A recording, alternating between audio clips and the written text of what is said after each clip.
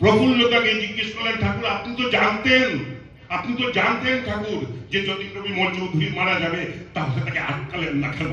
ঠাকুর অনুকূল চন্দ্রের দীক্ষিত।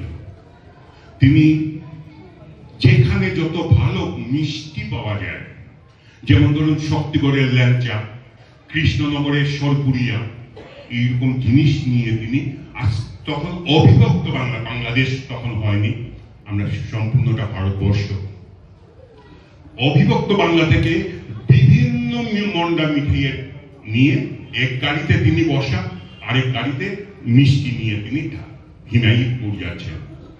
হিমায়তপুর তখন মাটির রাস্তা ধুলা চড়িয়ে দুইটা গাড়ি আসছে, রাস্তার বাচ্চা ছেলেরা, গাড়ি তো এর আগে দেখেনি, ঠাকুরের একটা গাড়ি ছিল, কখনো বেরোতো কখনো বেরোতো না, এছাড়া গাড়ি দেখেনি। যেই দুইটা গাড়ি ধুলো উড়িয়ে আসছে, সব বাচ্চা ছেলে মেয়েরা এই গাড়ির পিছনে দৌড়াতে যাচ্ছে। গাড়িটা এসে ঠাকুর অনুকূল চন্দ্রের আশ্রমের সামনে দাঁড়ালো। যতীন্দ্র বিমল চৌধুরীর নায়েব নেমে কার্পেট পেতে দিলেন। যতীন্দ্র বিমল চৌধুরী নামলেন। অনেকদিন দীক্ষিত, তার আগে অনেকদিন আগে তিনি ঠাকুরকে পেয়েছিলেন। নায়েব কার্পেট পেতে দিল। লগের যে চাপরাশিরা ছিল তারা সবাই সেই মন্ডা মিঠাইয়ের হাড়িগুলো নিয়ে ঠাকুরের সামনে রাখলো। যতীন্দ্র বিমল চৌধুরী কার্পেটের উপর দিয়ে হাঁটতে ঠাকুরকে প্রণাম করে বসলেন। বসে বলছেন, ঠাকুর বাংলার যত ভালো ভালো মিষ্টি আমি নিয়ে এসেছি, আপনি যদি গ্রহণ করেন। তখন ঠাকুর বলছেন, বাহ কি সুন্দর খুশবু বেরোচ্ছে, গন্ধ বেরোচ্ছে। একটা মুখ খুলেছেন। বাচ্চারা যতীন্দ্র বিমল চৌধুরীর সঙ্গে ঠাকুরের বাইরে দূরে দাঁড়িয়ে আছে। ঠাকুর ওই বাচ্চাদেরকে জিজ্ঞেস করছেন, এই তোরা গন্ধ পেয়েছিস? বলছে, হ্যাঁ গন্ধ পেয়েছি। কেমন রে গন্ধটা? আগে ভালো, খাবি একটা? বলছে, হ্যাঁ খাবো। বাচ্চারা তো বলবি, দে ওকে একটা। যতটা ভাণ্ড নিয়ে গেছিলেন ঠাকুর অনুকূল চন্দ্র একটাও ছুঁয়ে দেখেননি। সমস্ত সেই গ্রামবাসী আদলেনটা ছেলে মেয়েদেরকে খাইয়ে দিয়েছে। যতীন্দ্র বিমল চৌধুরীর আগে ফুসছেন। আমি অজ্ঞতি, আমরা বলি আমি ঠাকুরকে দিয়ে দিচ্ছি, ঠাকুর গ্রহণ করে ঠাকুর খাইয়ে দিচ্ছেন, তাতে আমার কি? আমার দেওয়া তো আমি দিচ্ছি না, আমি ঠাকুরকে দিচ্ছি। ঠাকুরের ভোগের জন্য ঠাকুর খেলেন না, বিলিয়ে দিলেন। যতীন্দ্র বিমল চৌধুরীর আগে ফুসছেন। এক গ্রামের বৃদ্ধ পুরো পাকে পুক্ত হয়নি, দুইটা গাছের লেবু হাতে নিয়ে এসে বলছে, ঠাকুর ভাই গাছটা যখন পুঁতেছিলাম তখন সংকল্প করেছিলাম প্রথম লেবুটা আমি তোমাকে দেব।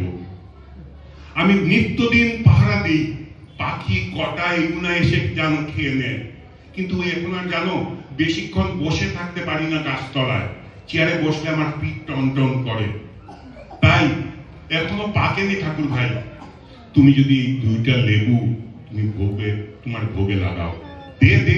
ঠাকুর দয়া করে হাত জোর করে তার কাছ থেকে নিলেন। যতীন্দ্র বিমল চৌধুরী বসা। যতীন্দ্র বিমল চৌধুরী বলছেন, একটা আধলেঙ্গা গ্রাম্য ভূত, একটা আধপুক্ত নয় একটা লেবু ঠাকুরকে দিচ্ছে। আর ঠাকুর দুহাত জোরে কপালে লাগিয়ে বলছেন, এই এটা নিয়ে বড় বউকে দিয়ে আয়, বলবি আমার ভোগে দিতে। যতীন্দ্র বিমল চৌধুরী শুনলেন, বসে আছেন। তখন আমাদের অমূল্য ঘোষ, আপনারা যারা পুরনো আলোচনা রাখতেন, আলোচনার সম্পাদক ছিলেন, তার মা হচ্ছেন সরোজিনী ঘোষ। সরোজিনী ঘোষ এসে ঠাকুরকে প্রণাম করছেন। ঠাকুর তখন বলছেন, সরোজিনী তুই আমাকে গুড় চিরা খাওয়াবার পারবি? সরোজিনী মা বলছেন, ঠাকুর আমার তো ক্ষমতা নেই, আমি ভিক্ষা করে যদি এনে খাওয়াই।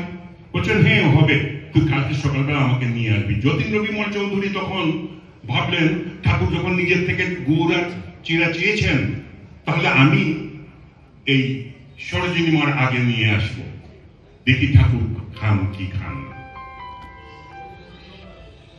এদিকে সরোজিনী মাও নিয়ে এসছেন একই দোকান থেকে যতীন্দ্র বিমল চৌধুরী আনছেন। যতীনদা বা রূপর একটা থালও কিনেছেন, রূপর থাল। এই রূপর থালের মধ্যে চিরা গুড় এগুলা নিয়ে এসছেন। দুজন নিয়ে আসায় ঠাকুর বললেন, এই যতীনদার হাত থেকে এই থালটা নিয়ে তো। কি আনছেন? বলছে আগে চিরা গুড় দে যতীনদার। এ মা, এই দেখেন যতীনদা, আপনার চিরার মধ্যে পোকা, গোড়ের মধ্যে পোকা, কি করে খাই? যতীনদা তাকিয়ে দেখছেন, ঠিকই তাতে পোকা, গুড়ের মধ্যেও পোকা, চিরার মধ্যেও পোকা। আন সরোজিনীটা আনলো, এই তো সরোজিনীটাতে পোকা নেই, একই দোকানের মা, সরোজিনীটার পোকা নেই।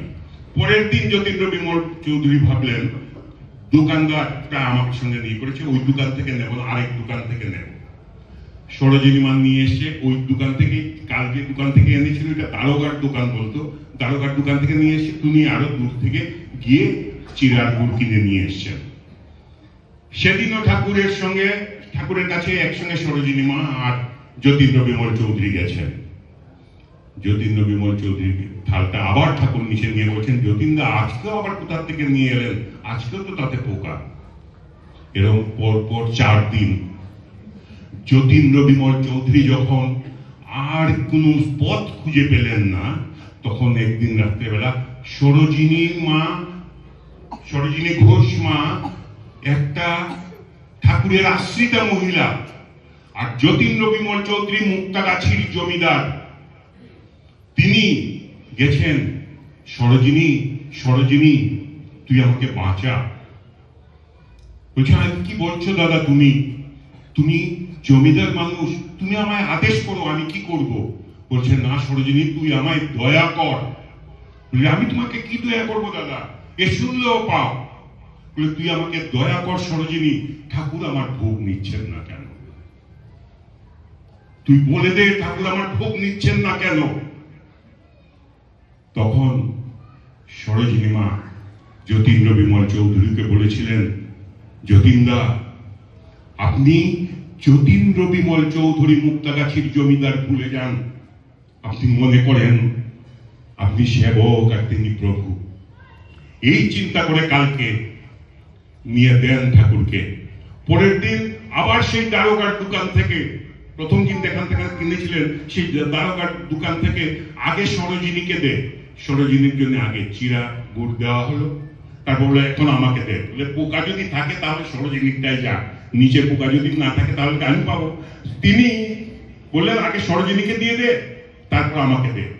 যতীন্দ্র বিমল চৌধুরী নিয়ে এলেন।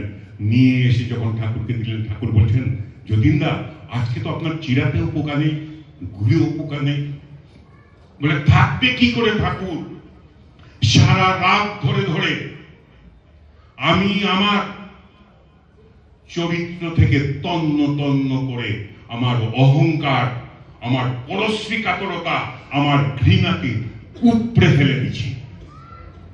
উপড়ে ফেলে দিয়ে আজকে সকালবেলা আপনার জন্য এই ভোগটা নিয়ে এসে আপনি গ্রহণ করেন। ঠাকুর, খাবো আজকে পোকা নেই, আমি যতীনদা, আমি খাবো, এক্ষুনি খাবো। বলে যতীনদার সামনে খাচ্ছেন।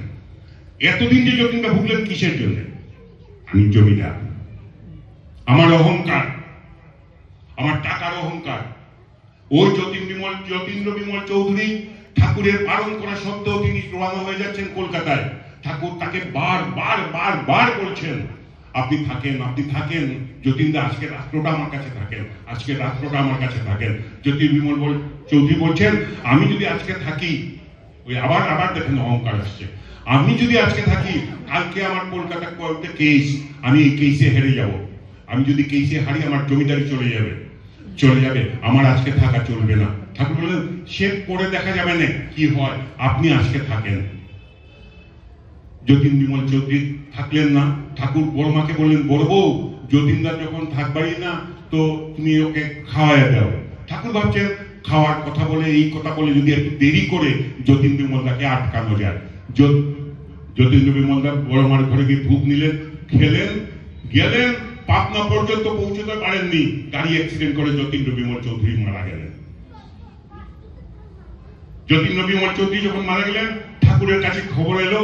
ঠাকুর আকাশের দিকে, দিগন্তের দিকে তাকিয়ে বসে আছেন। প্রফুল্লতাকে জিজ্ঞেস করলেন, ঠাকুর আপনি তো জানতেন ঠাকুর যে যতীন্দ্র বিমল চৌধুরী মারা যাবে, তাহলে তাকে আটকালেন না কেন? তাকে তো আটকে রেখে দিতে পারতেন। ঠাকুর বলছেন, প্রফুল্ল তুই তো এতটুকু জীবন দেখিস, আমি যতীন্দ্র বিমল চৌধুরীর আগের জন্ম জানি, যতীন্দ্র বিমল চৌধুরীর এই জীবনও জানি, যতীন্দ্র বিমল চৌধুরীর পরের জন্ম জানি। তো আমি যদি সেদিন আটকে দিতাম, আমি যদি আজকে তাকে আটকে দিতাম, আর কালকে যদি তার জমিদারি চলে যেত, সারাটা জীবন আমার পাশে থাকতো আর বলতো ঠাকুর অনুকূল চন্দ্রের জন্য আমার জমিদারি শেষ হয়ে গেছে, ঠাকুর অনুকূল চন্দ্রের জন্য আমার জমিদারি শেষ হয়ে গেছে, আমার সামনে সামনে থাকতো, অথচ মনের দিক থেকে অনেক দূরে চলে যেত। আর আজকে যখন মারা গেল, ঠিক সেই মুহূর্তে যতীন্দ্র বিমল চৌধুরী ভাবলো, আমি যদি ঠাকুরের কথা শুনতাম তাহলে আজকে আমার এই অপমৃত্যুটা হতো না। ওই চিন্তনটা যতীন আমার কাছ থেকে দূরে চলে গেল, আমার কাছে আছে। আমার অহংকার আমাকে কি করতে পারে, আমার পরশ্রীকাতরতা ঘৃণা আমাকে কি করতে পারে?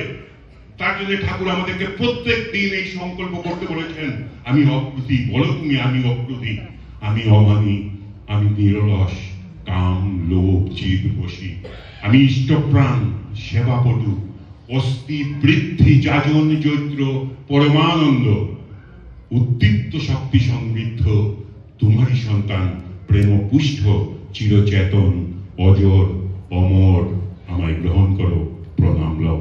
আপনারা সবাই তাই হয়ে উঠেন। পরম দয়ালের চরণেই আমার একান্ত প্রার্থনা। জয় গুরু।